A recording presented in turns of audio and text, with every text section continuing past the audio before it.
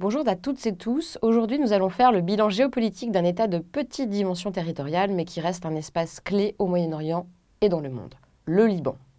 L'actualité a fait parler du Liban car c'est un pays frontalier de la Syrie, comme on peut voir ici, de la Syrie en guerre civile depuis 6 ans. Les attentats perpétrés par l'État islamique sur son territoire ont été nombreux en 2 ans. C'est aussi un pays frontalier d'Israël au sud, ce qui explique la présence de la FINUL, la force intermédiaire des Nations Unies au Liban. La dernière actualité importante est marquée par l'élection de Michel Aoun, chrétien mais soutenu par le Hezbollah et l'Iran. Syrie et Liban sont des territoires issus des vestiges ottomans et des choix géopolitiques français en lien bien sûr avec l'occupation donc de la France et de l'Angleterre. Je voudrais revenir sur un aspect très important qui explique l'organisation du pays du Cèdre, sa confessionnalisation au sein de son État. La richesse culturelle et la complexité de l'appareil d'État libanais sont des aspects tout à fait importants. L'arrivée au 5e siècle après Jésus-Christ de l'Église maronite a constitué un élément déterminant dans l'intégration de la culture chrétienne dans cet État multiconfessionnel. En effet, il existe 18 religions qui sont représentées au Liban aujourd'hui. Comme on le voit sur cette carte, qui a été bien évidemment simplifiée, on peut se rendre compte qu'il y a un enchevêtrement en fait, entre les différentes religions, les musulmans sunnites, les musulmans chiites, et bien sûr donc les druzes et maronites que vous voyez donc au sud-est du pays. Les maronites font partie des différentes communautés de chrétiens d'Orient présentes sur le sol libanais. Celles-ci sont estimées à 43% de la population totale et sont menacées aujourd'hui par l'islamisme radical sunnite de la région. Juste après donc les chiites, ennemis jurés des djihadistes de l'État islamique, qu'on appelle Rafidi, ceux qui refusent. Schématiquement, les musulmans représentent environ 55% des Libanais, avec une communauté chiite à 30%.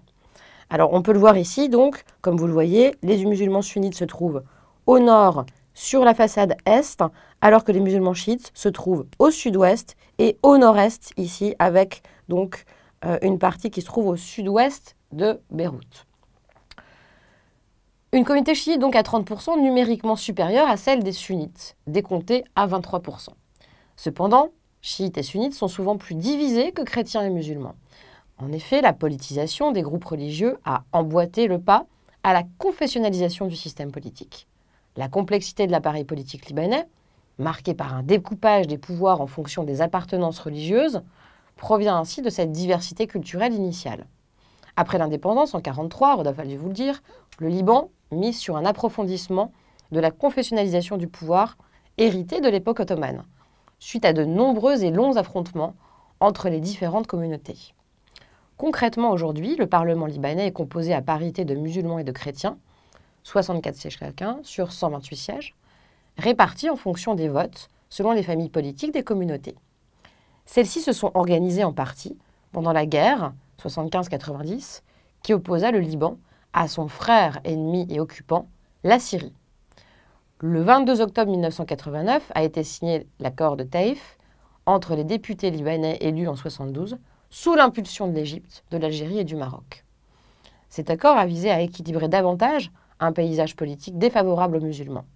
Seul le Hezbollah, parti et milice chiite créé en 1982 sous l'égide de l'Iran, a refusé dans un premier temps d'accepter la concorde qui s'imposait. En effet, il se considérait avant tout en guerre contre Israël, au mépris de la situation intérieure du pays. Ainsi, l'objectif de la confessionnalisation a été d'assurer une paix et une réconciliation de ce pays en proie aux tensions venant de l'extérieur comme de l'intérieur. L'occupation historique syrienne, le traitement des réfugiés palestiniens et syriens aujourd'hui depuis 2011 et la fragilité de la zone sud frontalière avec Israël. Posons-nous donc une question importante. Comment l'insécurité de cet État au carrefour des ondes de choc proche-orientales fait-il face aux menaces internes et externes ?